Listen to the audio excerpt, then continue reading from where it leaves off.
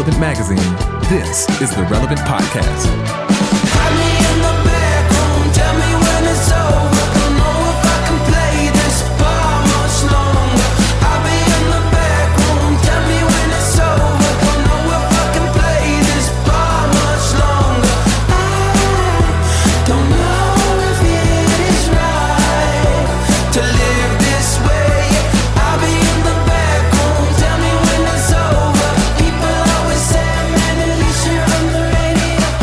It's Friday, April 26, 2019, and it's the Relevant Podcast, and I'm back. I'm your host, Cameron Strang. I missed last show, and I missed you guys, so I'm back now. Joining me here in our Orlando studio, also back on the ones and twos, our illustrious engineer, my brother, Chandler Strang. Hello. He and I were on a boat to Cuba this week. Over there on the Skype line. That's not some euphemism for something. That means they literally were on a boat to Cuba. Over there on the Skype line from Loverland, Virginia, that's Jesse Carey. Hello, hello. Joining us from Nashville, Tennessee, our senior editor, Tyler Huckabee. Hey, everybody. And sitting in with us for the whole show today, we're so excited, from Los Angeles, California, Propaganda. I should have never agreed to this. I know. It is very, very early in LA, and we will get to that in a moment. But first, I want to tell you that today's show is brought to you by World Vision and their upcoming Global 6K for Water is coming up May 4th. Their Global 6K for Water is a one-day event where people from all over the world walk and run 6K in their own neighborhoods to bring lasting clean water to children in need. Every step you take is one they won't have to, and it is not too late to sign up and join us. Now, why 6K and not 5? 6K is the average distance women and kids in the developing world walk for clean water. When you walk or run World Vision's Global 6K for Water, you'll provide life-changing clean water to one person in need through your registration fee. So no matter where you walk or run, you'll be celebrating lives changed. And you can actually raise a lot more than that. This event takes place on May 4th, and our whole team here at Relevant is running it, and we would love for you to run with us. Whether you want to come actually here to Orlando and do it, or across the country. You can join groups in your area, or if there's not one, you can form your own. You and your friend can just do it in your neighborhood. You don't need to find a race site. You can find out all the information, search for groups in your area, or find out how to host one by going to worldvision6k.org. And if you actually want to come here to Orlando and run it with us, you can go to worldvision6k.org/relevant for our team page. There you go. Join us. World Vision's Global 6K for Water, May 4th. It's coming up soon. All right. And here's what happened. I want to give some props to Jessica Collins she is the wheels that keep the Relevant train running down the track every day. And the company would crumble without her. And she was out of town for merely hours at this point. And I had already botched the podcast lineup and apparently told Prop the wrong time. Yeah, for she which literally I apologize, has been Prop. on vacation for one day. And Prop, instead of getting up at a nice 9 o'clock to join us for today's episode, got a call at 7:30 saying, "Where are you?" Prop, I apologize. I blame Jess, and so should you. Yes. Prop, you're on tour right now, right? I literally got off the stage 3 hours ago, just took a shower, went to sleep. Yeah, we're in Seattle. Wow. Me, Gunger, Brilliance, Credible. We're doing Portland. Apparently, this comes out today. So, we're doing Portland tonight. So, you guys come see us in Portland, the Latin Theater. And how many more dates on the show do you got, Prop? Let's see. We got on the tour. Doing. I think we got about 7 more dates. Okay. We're doing all of the West Coast. Yeah. Awesome. So we're in Portland tomorrow.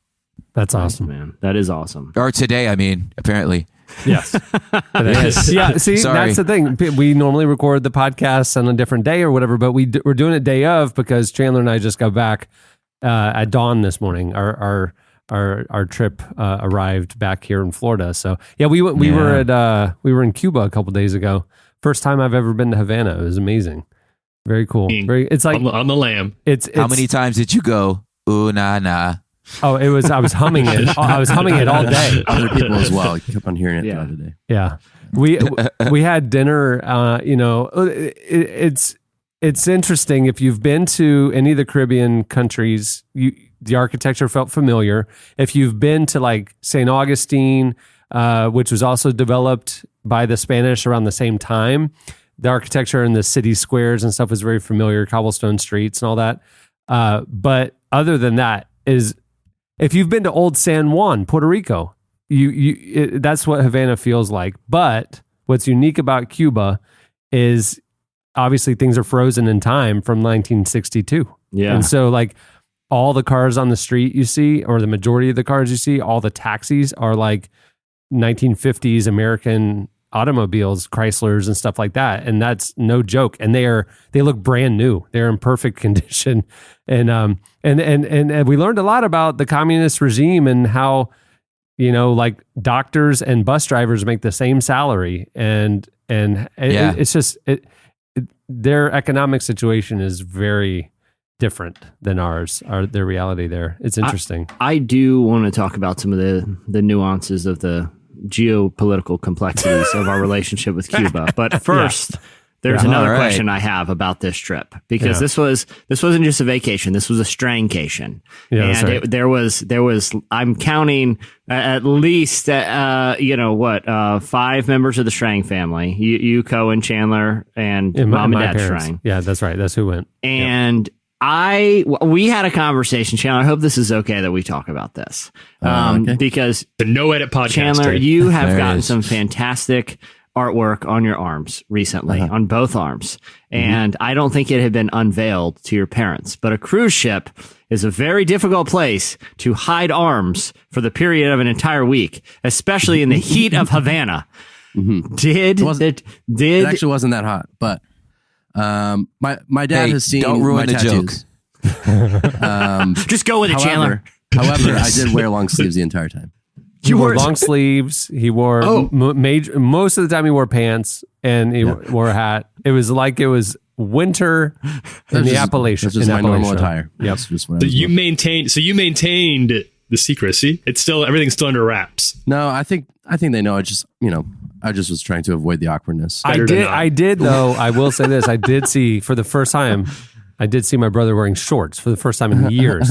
Yeah, he did wear shorts. I did. Yep. It was Do you have any like calf tattoos? Let them things out. No.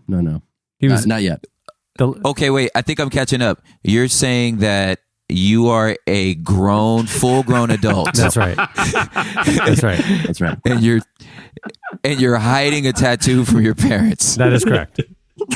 Less hiding and I guess hiding. Yeah. Let's just say that that's he's exactly avoiding it. conflict. Yeah, just avoiding There we conflict. go. Unnecessary that is the conflict. phrase. But dude, you're on a Caribbean cruise. Yes. Like you departed. What conflict? You departed Cocoa Beach, Florida, at late spring. I was just down in Florida, and it was hot. I was in the pool, and I was sweating all day. So you're telling me you were on a cruise ship? Did you just avoid pools the whole time, or did you go shirt in the water? No, I just didn't go to the pool. I'm not into like outdoors and swimming and whatnot. Yeah, Cohen and I would go to the hot tub. You wouldn't go swimming in Cuba? No, he didn't. No, I mean, you're talking about a country in that's Cuba, been cut off from America. We just walked around. Yeah, there's no pools around there. Yeah, and like beaches and stuff. Couldn't find a pool or beach on a Caribbean island, huh? Well, all right. It's all rocks. You know what I mean? Like there's no like sandy beaches. You know what I mean? Like, but still, I'm not saying you have to go shirtless the whole time. No, I admire your commitment to conflict avoidance. That in the heat of the Caribbean, like one of the places on this earth as close to the equator as you can possibly be, that you would rather be that uncomfortable walking around town all day, in what's probably a hoodie. It's because I have a hard time seeing you wearing multiple dress layers shirts of down black clothes, black hoodies, black pants, black long sleeve shirts, black socks. Long sleeve tees is what I was going with most of the time. Black socks. You can try this one. You can try this one. Mom, Dad, I'm a grown man. You haven't met my mom. Apparently, I haven't. Nope. Well, this is how you create boundaries. Me and my wife just had a whole pod about creating boundaries.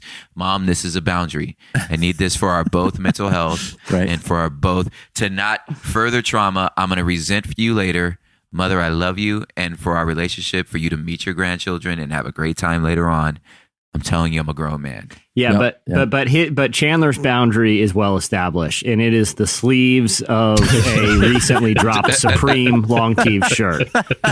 Yes. Speaking of healthy boundaries, coming up on the show today, Hillsong United joins us. I don't know. I just think the father-son dynamic, Brian Houston, Joel Houston, just healthy boundaries there. They got it because they're all thriving. They're all thriving. I mean, it's still working apparently. Yeah. Publicly. Yeah. Well, it's funny you should say that. The interview we have today. Hillsong's new album, People, releases today.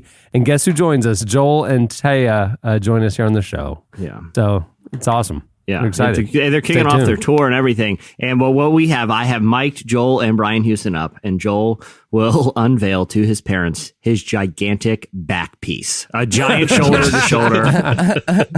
It was a bold move. It's a tiger wrestling an eagle, and I don't know what it means, but it's gorgeous. It's a bold move. And here's in a weird twist of fate. I won't ruin the surprise, but apparently Brian got a matching bold eagle on his back, and they didn't even know. But I don't want to ruin it. Yeah, it's weird. Joel Houston actually got a giant Jesus sculpture tattoo on his back. I mean, I'm not expected. It was not expected. It's a sign of solidarity in the body. Bethel forever. Yeah. All right, moving the show along. It is time. It's a Friday episode, so it's time for a very apropos choice of jingle. Yeah, the Acapulco Nights version. Given our apparently lukewarm because this fool could wear a long sleeve the whole time. It was breezy. It was fine. It actually was. I didn't sweat the whole time. Not to be literal, but it was remarkably cool in Key West and in Havana. Yeah, I was actually. If you were in the shade, you're fine. Yeah. So it worked out great. Yep. I just chose what parts of this historic once in a lifetime city I would visit by which ones had shade. So which streets, I mean, that's what everyone else is doing. I didn't get to a lot of the big outdoor courtyards everyone talks about, but you should have brought an umbrella. You should have been walking around. Yeah, the sunbrella. Embrace the 60s, bro. Yeah, just went full umbrella shade. You know, my favorite part of Cuba was we were eating dinner at this, street side cafe, because like if it's a good restaurant, they've got tables out in the street. You know what I mean? It's like a lot of pedestrian streets in old Havana. And we sit down to eat dinner, and it's sure enough, 4 guys with instruments come up and they plug in, and we had amazing live Cuban music for our meal. It was the music was amazing. That is cool. That was my favorite. You can get something kind of similar if you come to Nashville. It's the music, the genre is a little bit different, but people will come up and plug in but you don't even have to be eating outside. You can be standing around on your phone, and next thing you know, you're being serenaded by a young man.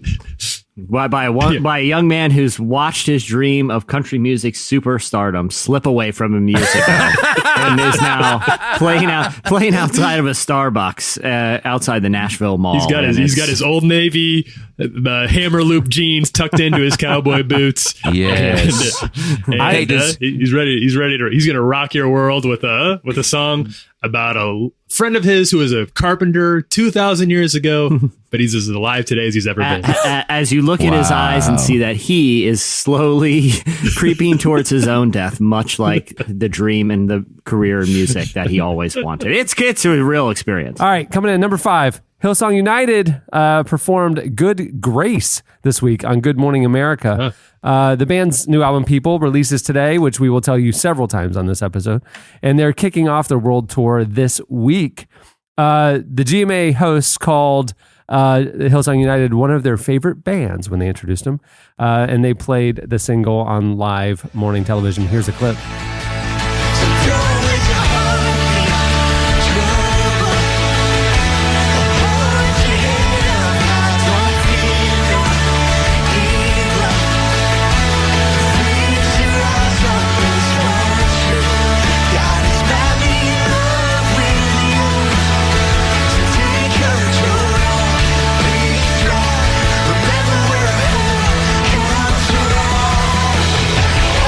Yeah, hey, good for them. I mean, they're one of the weird thing, like they're an overtly Christian group. They're a worship band, but It's not uncommon to see them on these kind of mainstream platforms, and people really seem to like him, even if it's, I wouldn't call like the Good Morning America or the Today Show like Christian TV, but they seem right at home there, and the hosts seem genuinely thrilled to have him perform. Coming in at number 4 this week on the hot list, J.R.R. Tolkien's family wants people to know they don't endorse Fox Searchlight's new biopic about him. The family released a statement saying they wanted to, quote, make clear that they did not approve of, authorize, or participate in the making of the movie. What's more, quote, they do not endorse it or its content in any way. They're very, very stern about this. It's called Tolkien, and it focuses on the period of the young Christian author's life before Lord of the Rings, and appears to cover the supposed events that inspired him to create Middle-earth and the stories therein. The biopic looks like it could center these events on a young Tolkien's romantic life and school days with some magical realism woven into the true-to-life moments. The Tolkien estate has resisted the making of a biopic about him for many years. The author has been dead for 46 years. It's important to note they haven't actually seen Tolkien. The statement does show just how uninvolved the family was in the making of the film, that it could lead to some ruffled feathers over exactly how Tolkien interprets the life of its subject. In a statement to Relevant, Fox Searchlight Pictures said, "We are so proud of Dome Kurakowski's film Tolkien, which focuses on the early years of J.R.R. Tolkien's extraordinary life and does not depict subject matter from his novels. While we did not work with the Tolkien estate on this project, the filmmaking team has the utmost respect and admiration for Mr. Tolkien and his phenomenal contribution to literature." I appreciated them reaching out to us to provide that statement, which is pretty rad. Yeah, which is what happened when we posted that story. But I'm like, I will update it as a courtesy, but you didn't really say a lot there. You just kind of said. It was a nice double down is what it was. It was like, we really like the movie, so what you gonna do? I think it's a little odd because I saw the movie. They sent us a screener, and I enjoyed it. I thought it was good, but I'm surprised that I saw it before the Tolkien family got a chance to be involved in the process. If I had known that, I might have had some questions about just why that was. I think I know why. Now we know. Yeah, I don't think it has anything to do with the movie. They're just mad they got left off the screener list. That's they saw this kid Tyler Huckabee seen it before us. Okay, do not endorse. It's very strange. Like if there was a movie coming out called Huckabee, and when that movie comes out, I'm sure it'll be about this Huckabee family. No, I can't think of any other Huckabees who would be worthy subjects for a possible biopic. But when that happens, I would like to at least be asked.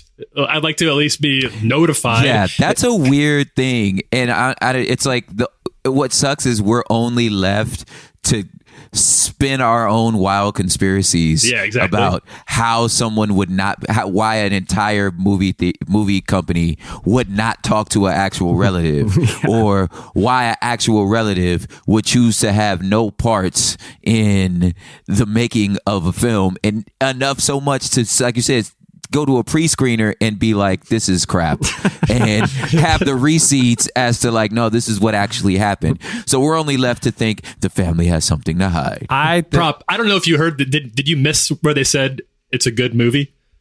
Was that unclear? They made their case extremely clear in the statement. Oh, I wasn't listening. It's only 7:30 in the morning here. See, I kind of had like passing interest in this. I know like we have a lot of readers that really love Tolkien, like anything we publish. And obviously like he's one of the most important, not just Christian authors of all time, but one of the most important authors. International treasure. In literature.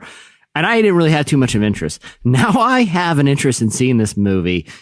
Just for the sake of making the Tolkien family mad. I don't know why. They've provoked me into seeing it. Just for the tea.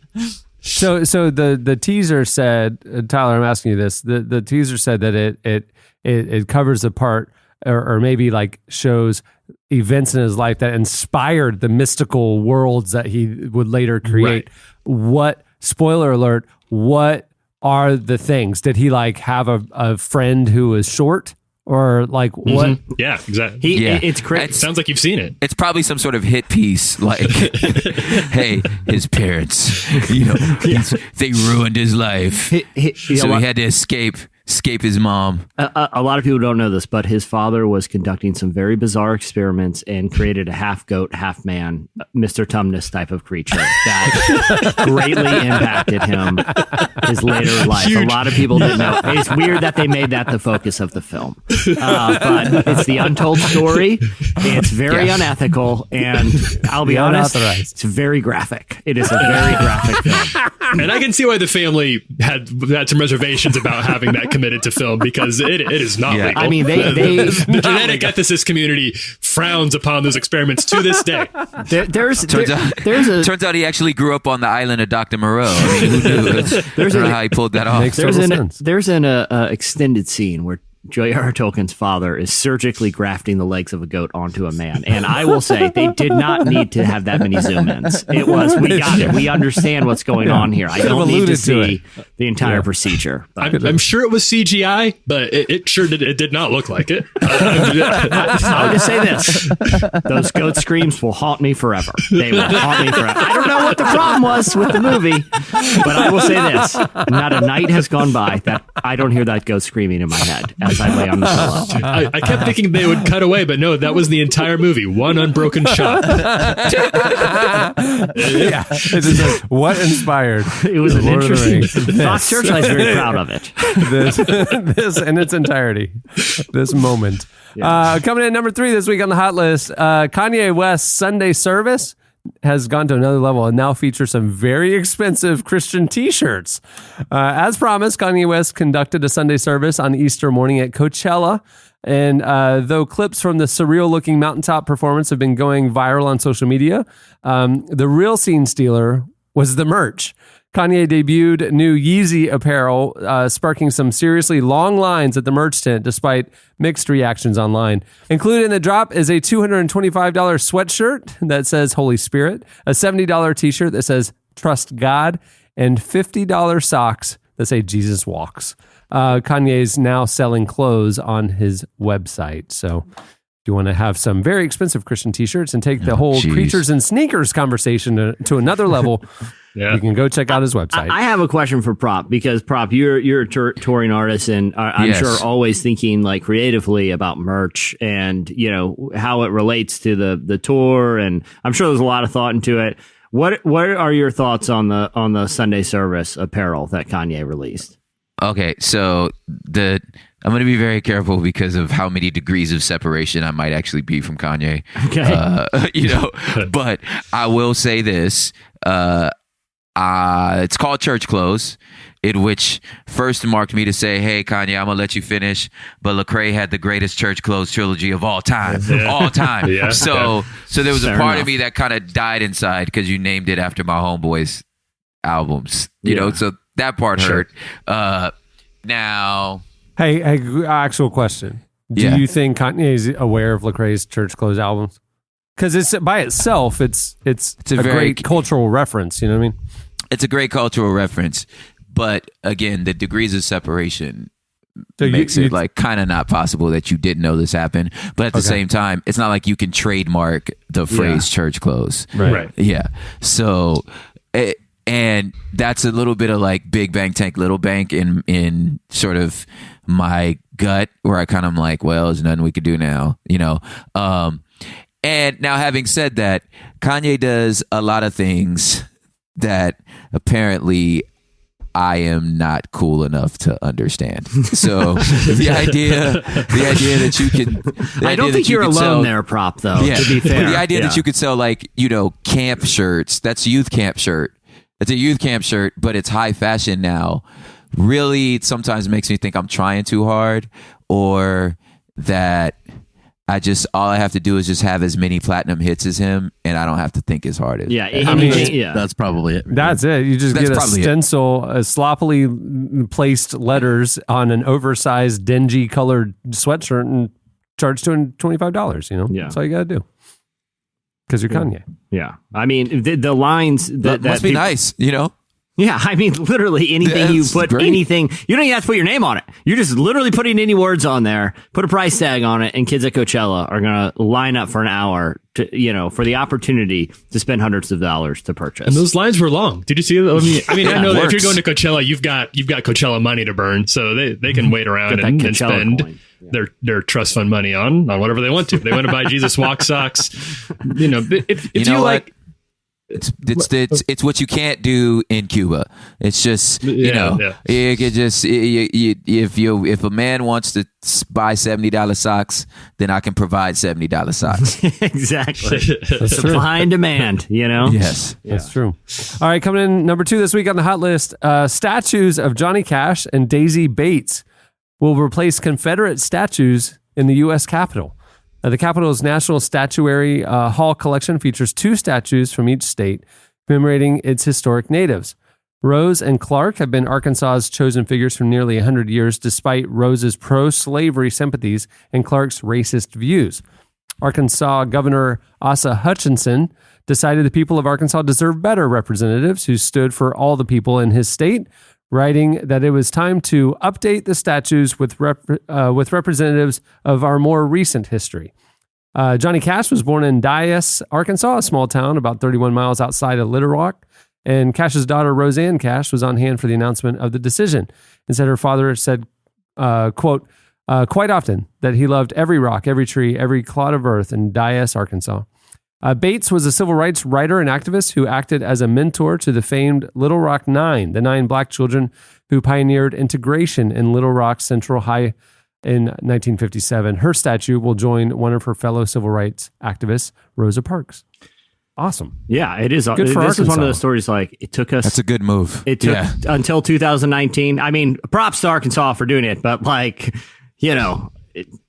I'm glad it's happening now. Yeah, better late than never. That's my view. And they're setting a good example to the other southern states that have, on the other hand, doubled down on their Confederate pride, and it's no, I think we need to all move on, Yeah, exactly. Good for them. Maybe that's not the guy. There's a lot of people that have come from Arkansas. Maybe let's. How about? There's a lot of people who lived in Alabama. There's a lot of them. Yeah. Well, all we got to pick is Johnny 2. Cash. We got to pick is 2. And the bar is very low. Not Can we racist. find 2 non-racists? People Two non-racists in our history. Yeah. And it was a savvy move to make one of them Johnny Cash, because even white racists are like, Johnny's all right. That's a flex. He's a good guy. That's kind of a flex. That pleases everybody. But listen, even if you've just driven through Alabama, can we we'll count you. We just don't want racists up there. If you are not a racist and you've driven through our state, please let us know, because we need a new statue. Send us a picture in full rotation so we can see the side of your head. You get a statue in the United States Capitol. We'll find you. We'll get you all there. All right, coming in number 1 this week on the hot list, 2 Funny or Die vets are making a satirical comedy about Christian movies. The duo of director Vincent Mesquial and writer Luke Barnett both worked on Funny or Die projects before launching their own production company called Lone Suspect. According to The Hollywood Reporter this week, the movie centers on, quote, 2 idiot friends who realize that all faith-based films make buckets of cash and then set out on a mission to make one such movie of their own. The duo has satirized genres of movies before. The first project was festival darling Fear Inc., a horror send-up. So I'm sure this is going to be done respectfully and nuanced. It'll be a very nuanced take on No, it's kind of an overkill right there. It's like, guys, you're going to make a satirical film about something Christian that's movies? already. that's what I'm saying. I think their problem is going to be the problem that Veep is having right now, because Veep is supposed to be a satirical look at politics, and you can't lampoon something that is so surreal right now. You know what I mean? You can't surreal. go more. Yeah. Interesting. If I was them, I would say, you know what, your satire has actually landed on a pretty solid business idea. Why don't I just make the Christian movie? Yeah. You're Christian. If you made a Christian movie, you'd probably make more money than your spoof of a Christian It movie. would So definitely make more money. Like they're the subject, they're not wrong. So Yes. I would say if they're listening to this, guys, just take go the meta full. out of it. Yeah. yeah, take the And you know commentary what? out of it and just do one. I am going to give the market for that movie, the Christian movie, a little bit of leeway and a little bit of slack. I'm going to say that market has a level of self-awareness. It knows that like there's not a revival happening. You're just making movies that we like, and I want to go to the movies and see movies I like.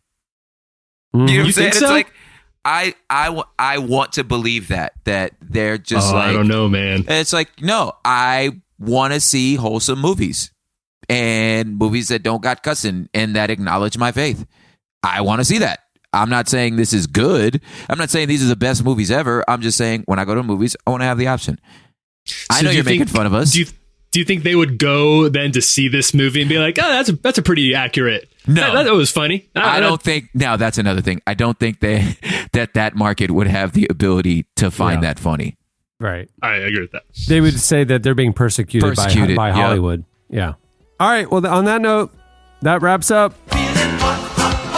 Okay, stay tuned. Up next, Hillsong United joins us.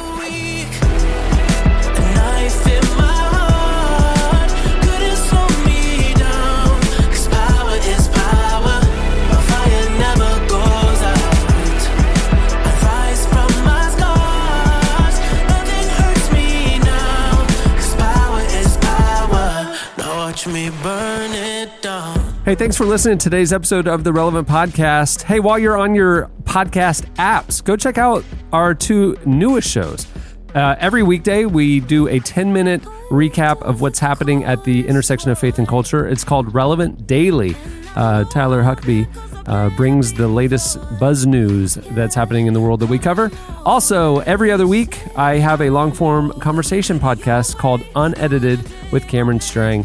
My current guest is Jamie Tworkowski. We talk about mental health. We talk about his story and what they're doing with his organization, To Write Love in Arms. It's awesome. You don't want to miss it. Go check them out wherever you get your podcasts. Relevant Daily and Unedited.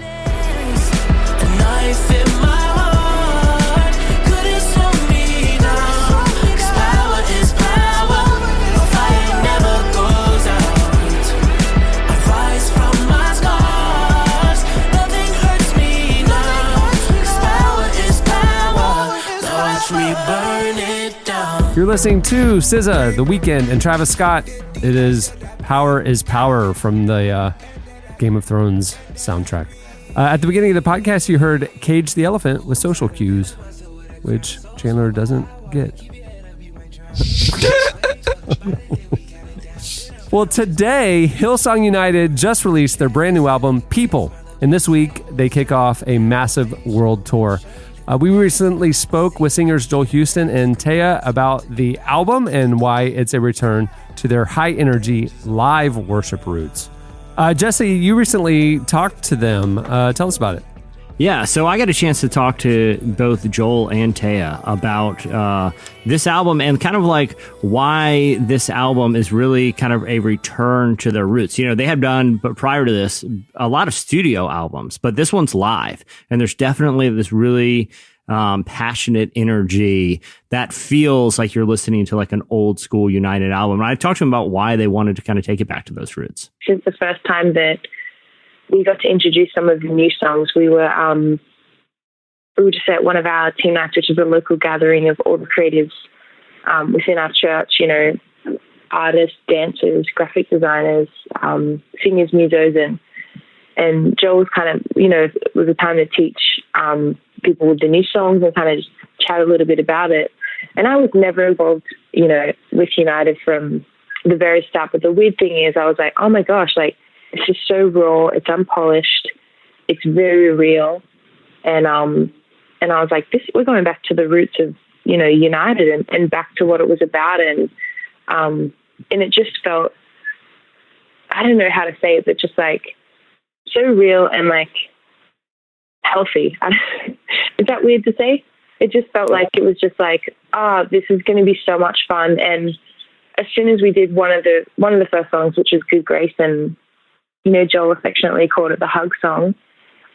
You know, just reading the lyrics of like, you know, what it is. People come together, you know, strangers, neighbors, but our blood is one, and we could be coming from every different place, but the one thing that unifies us is Jesus and who he is and what he has done for every single one of us, no matter where we come from. And we started singing this song, and I just was getting so excited. I'm just like, oh my gosh, like, going to do the weirdest, funnest dance to this because I don't even care. Like, yeah, it was a really special moment. And the fun thing is, like, it hasn't stopped from there. Like, when we went to record it, it felt just as raw and special, and, it's exactly, people uniting in a really sweet way.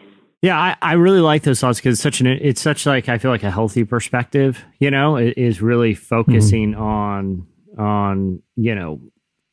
God and the purpose of worship and experiencing him. I think it's easy for any artist, especially when an artist as big as Hillsong, to lose that perspective. But I really like that was kind of going into it was raw, unpolished. Let's go back to the beginning and just, see what worship is as an experience with God. And isn't that a more, for me at least, a better listening experience for a worship album to get a little less polish and just a little more of the feel of being at a live worship event when you're listening to something like a Hillsong album? I totally agree with the creative direction that they took for people. Yeah, and so when I talked to Joel actually about the album's called People, right? Like that's the core idea of the album is this like kind of corporate communal thing. And what's interesting, his perspective too, is like, this isn't just about United. This is about the church. United might have their legacy might be a small contribution to something much, much bigger. And he wanted that to be the focus and hopefully kind of inspire other people. And that maybe even like the next generation of kind of worship leaders to kind of carry the torch. Here's what he had to say about that. The hope was that we could just open people's eyes to see what they might be able to do, because, my hope is in the future that, the greatest creativity continues to kind of be birthed and curated and cultivated and, sent from the church on behalf of a greater story. And when I say the church, I mean the big church, the kingdom. And yeah, I believe we're seeing it. I believe even now we just don't necessarily know that, some of these films and some of these, the stories and some of these things that are affecting culture in such an amazing way that, they've come from, they've been birthed, I believe out of the community and, of God and that God's breathing on it. Yeah. I really like that, sentiment that this is about something bigger than just the band. This is really kind of a community and church-wide thing. And I think it speaks to Hillsong's really unique in this, in trying to set this what they do up as being something bigger than just them. That's why they've started these other Hillsong kind of offshoots for a younger generation. They're really intent in a really meaningful, substantive way on making sure that what they're creating transcends just their band. Yeah. And he even kind of said that with this album, keep it simple. Keep this about worship and devotion to God and to equipping the church to have, these experiences through the gifts that they've been given, which is their songwriting and music. And don't let things get overcomplicated. Here's what Joel had to say about that. I've always just tried to keep it simple, like big vision, big eyes on the future, big hopes and dreams for sure. But also just focusing on the things that you can control, which is like the relationships we have amongst each other. And I guess the big hope for United in the future is that we find a means for it to kind of open up opportunity for others in the same space. And what I mean by that is that it's not limited to, certainly not me or just the few people who kind of represent it now, but that it could become something that is more embracive of a whole lot of other people. And I believe that the people are the great resource of God on the earth. It's who he is invested everything into, and the body and what that represents, not just in the arts or in music or worship or anything, but just in life in general. That's the hope, is that somehow what United becomes continues to kind of be something that is it's bigger than the sum of its parts, because it's what the name says. It's a whole bunch of people kind of coming together with a similar focus and desire to bring good news into the world. However God calls us or gives us opportunity to do that, and whether that's through music or other mediums, or if that's just a means of bringing people together, then I think there's something powerful in that. That's the hope. Yeah, it really goes back to that idea of, look, the gospel at the end of the day, it's easy to make it complicated, but at the end of the day, it's pretty simple, and that's what I kind of appreciate about their thoughts and what they kind of put into this album. And I think they have to think that way when you create worship, right? You don't have a whole lot of time to overthink or get to, you can't get too caught up in petty little like theological squabbles when you're writing the sort of music that Hillsong writes. They have to boil it down to the essence, what's going to unify the global body of believers.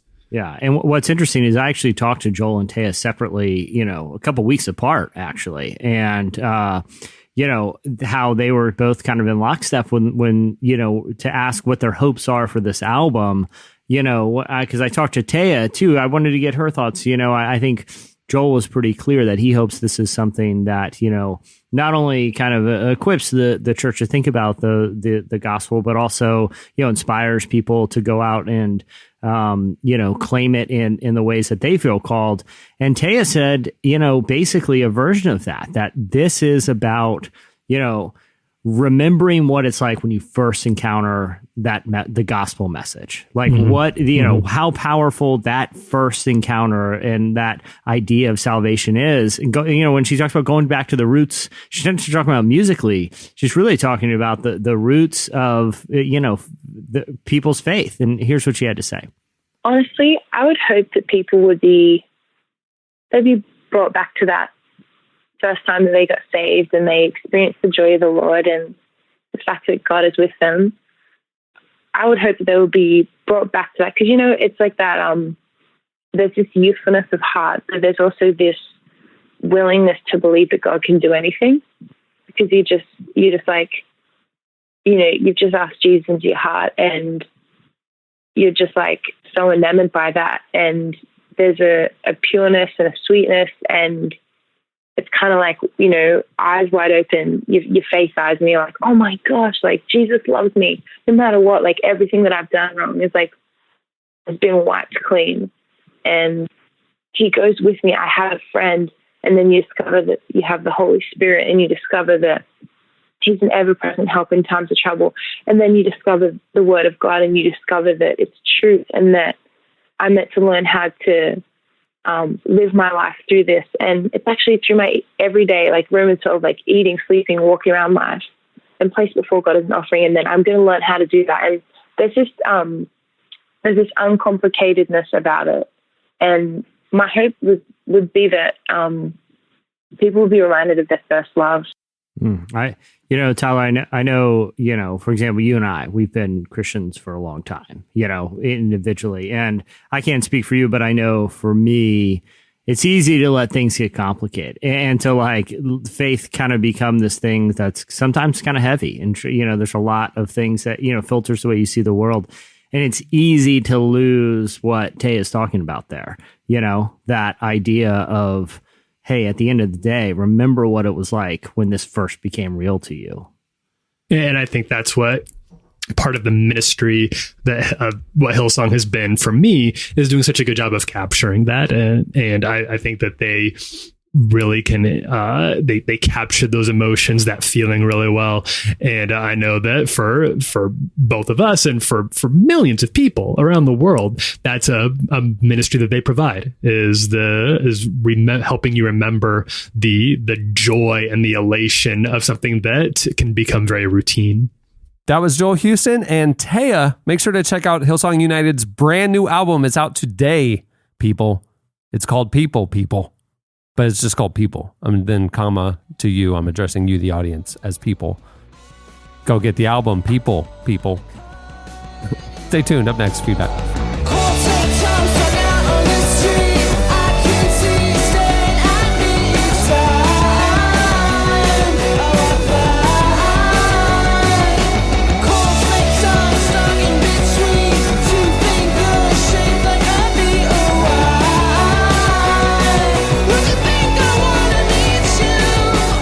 children in every country who are struggling, suffering, and sometimes dying from not having basic resources for their health, education, and more. Because International believes their products can change that. Innovative products like a shoe that expands 5 sizes and pop-up mosquito nets can help kids be healthier, attend school more often, and be more confident. Learn more at becauseinternational.org/podcast. You're listening to The Beaches. The song is Snake Tongue, which is what my parents call Chandler. Which is ironically the gigantic back piece that Joel Houston got. It's a snake tongue wrapping around the words "Jesus Culture Forever." It was a whole move. It was also one of Dr. Tolkien's less known experiments. That did not inspire any great literature, but it is very impressive and very disturbing. Once again, I'll never forget the screams of that half man, half goat. Why are you playing God? Just horrific. Just 2 uninterrupted hours of that. Again, I don't know why the family has such an issue with this. It was a bold, creative choice by Fox Searchlight.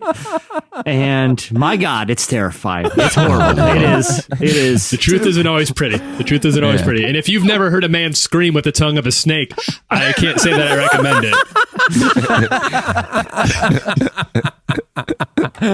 All right. Well, it's time for your feedback. Last week, we asked you what your most embarrassing work-related story was. You guys hit us up on Twitter at Relevant Podcast, and you posted on the podcast episode page at relevantmagazine.com. Here's a few of our favorites. I love this one from Darcy because this plays into a fear that I had if I ever get like pulled over. And you're like, I watch, as you guys know, I'm a big fan of Live PD. It's a show where you watch live interactions with police officers, and I'm always afraid of getting pulled over, and they make me do some sort of like field sobriety test because this is what happened to Darcy. This is the most embarrassing thing. She works with toddlers. Last week, a 2-year-old asked her to sing the ABCs. She got all the way to V, and for some reason, totally blanked on what came next.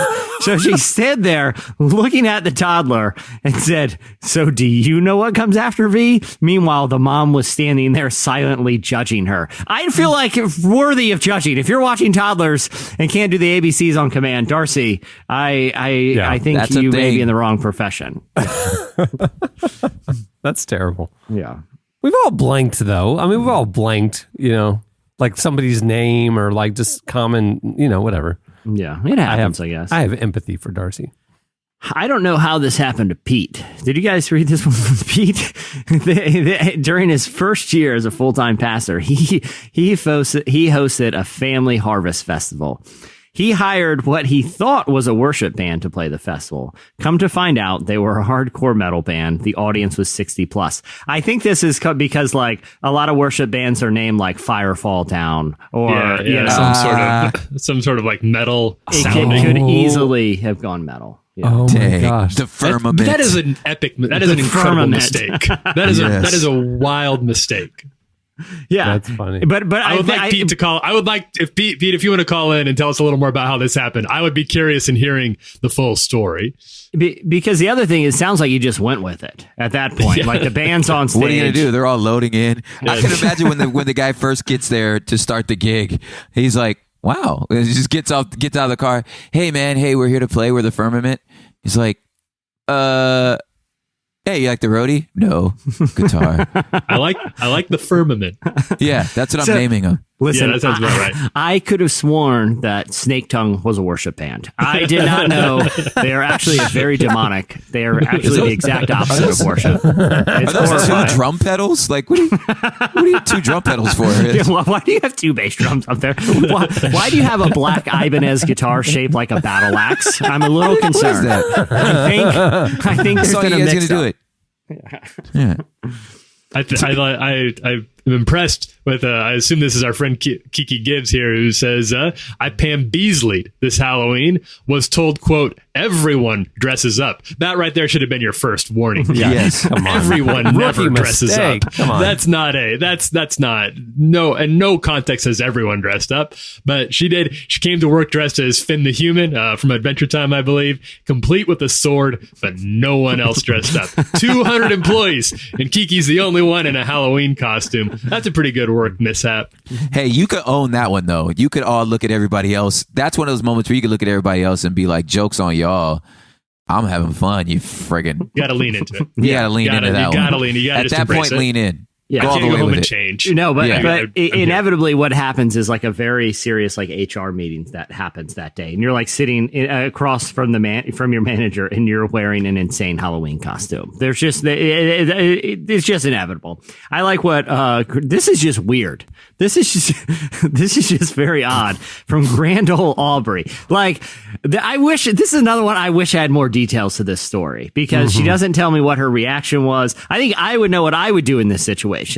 But I also would like to know what state this happened in, because she did events. She does events for a radio station, and once her at the state fair, a woman asked if she could spread the ashes of a loved one behind me and to please keep quiet about it.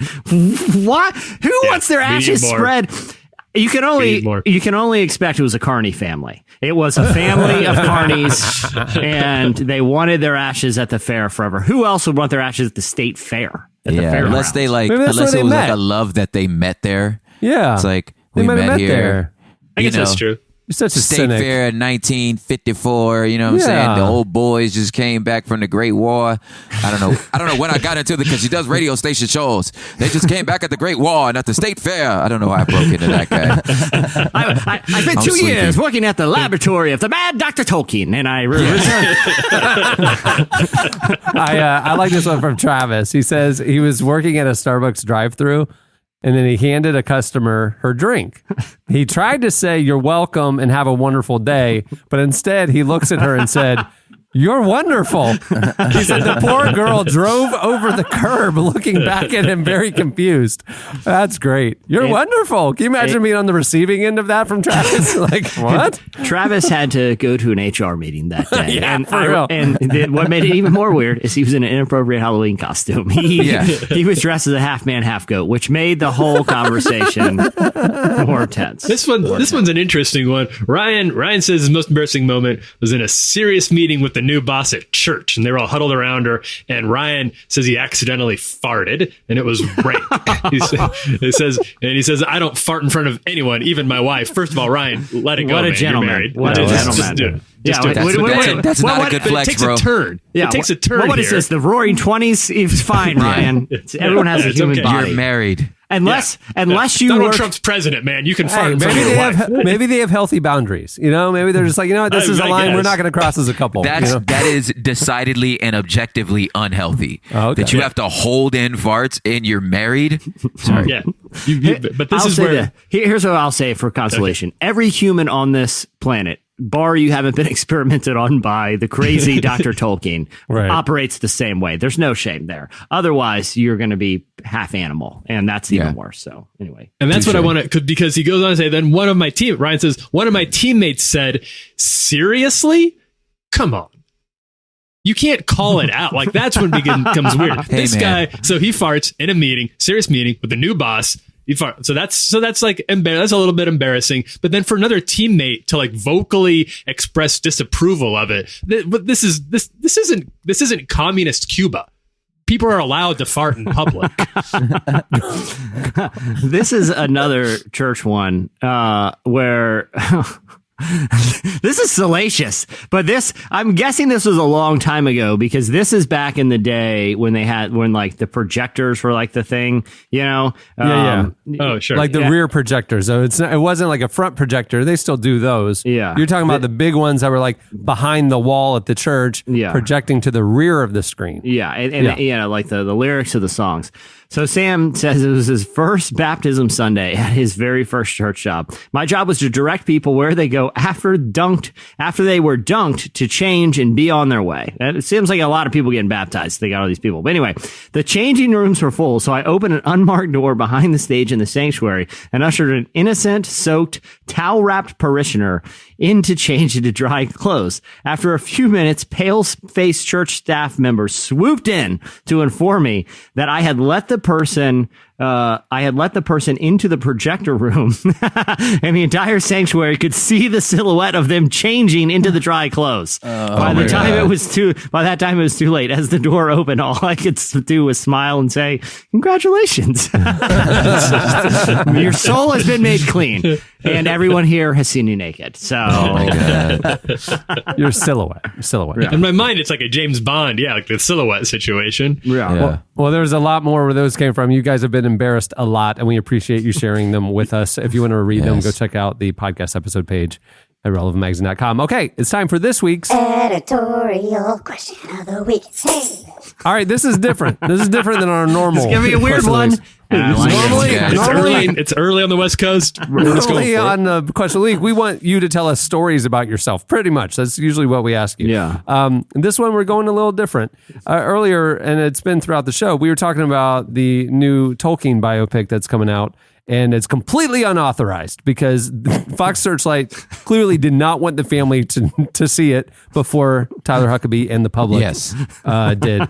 And it's because it touched on the era of J.R.R. Tolkien's life before Lord of the Rings and then alludes to the fact that you will kind of learn the surprising story of what happened to him that inspired the great writing that was to come, right? Yeah.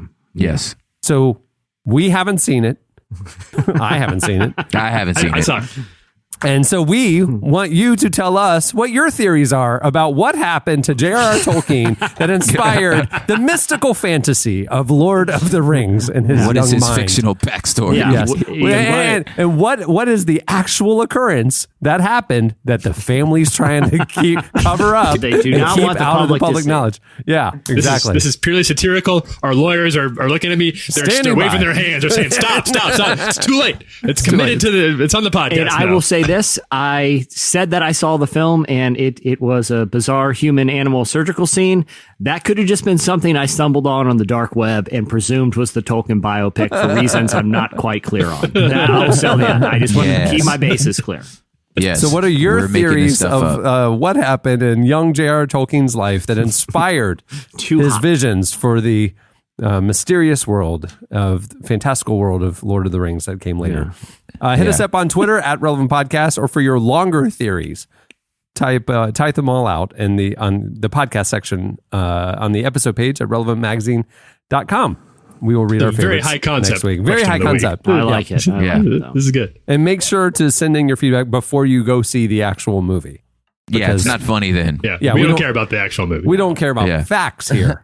No, because your facts and your truth. We're in the no spin zone here on the Relevant Podcast. I will actually say, if you see the movie beforehand, then this is in a very poor taste because a lot of the Tolkien family tragically dies in the film. So anyway, please don't see it. It would be incredibly poor taste. Ignorance is bliss. We don't want to be confused with facts. Yes. With our fantastical theories. Okay. On that note, we'll wrap things up. Many thanks to World Vision for making the episode possible. Remember to go to worldvision6k.org to find out more about the Global 6K for Water happening on May 4th. And if you want to run here in Orlando, go to worldvision6k.org/relevant. We're hoping that not too many of you do that. Come to Orlando. I think what was the count that I saw recently? Like 75 people are traveling in. Is like, wait, that's too many. Oh boy, it's going to be a fun day. May 4th. Join us. It's going to be a blast. Also, thanks to Hillsong United for joining us. Make sure to go check out their new album, People. It's out today. You won't be disappointed. It's awesome. And check them out on their national tour that's kicking off. They're canvassing everything. In the tour culminates, it wraps up at Madison Square Garden in New York later this summer. Dope. It's going to be awesome. They're filling arenas around the country. Arenas, Doug. Yeah. It's awesome. It's not big churches. It's arenas. I mean, they are booking arenas. It's pretty cool. Yeah. Good for them. Hey, if you like the podcast, make sure to rate it and leave a review wherever you get your podcasts, especially Apple Podcasts. It helps the show's ranking and helps more people discover it. We appreciate the feedback. Also, like I mentioned earlier, check out our other podcast, Relevant Daily and Unedited, while you're there. And if you don't get the magazine, now's a great time to do it. Our brand new issue is releasing right now. We'll tell you more about it on the next podcast. Hillsong United is on the cover, and it is chock full of more A-list conversations than we've ever had in an issue of Relevant. You don't want to miss it. Go to relevantmagazine.com/subscribe right now. There's a great deal going on, and you will get this issue included with your subscription. Issue 99. Crazy. We will tell you more about it next week. Okay, on that note, we'll wrap things up. I'm Cameron Strang. Chandler Strang. I'm Jesse Carey. I'm Tyler Huckabee. I'm Propaganda. Have a good weekend. We'll see you on Tuesday. Close your eyes. Don't be afraid. Take some of these. They'll ease the pain. The faster you. Thank you for listening to the Relevant Podcast. If you like what you heard, be sure to leave us a review on iTunes. Check out other shows from the Relevant Podcast Network in the podcast section at relevantmagazine.com. And while you're there, browse exclusive podcast merchandise at our online store. Make sure to subscribe to Relevant Magazine. Info is available at relevantmagazine.com/subscribe.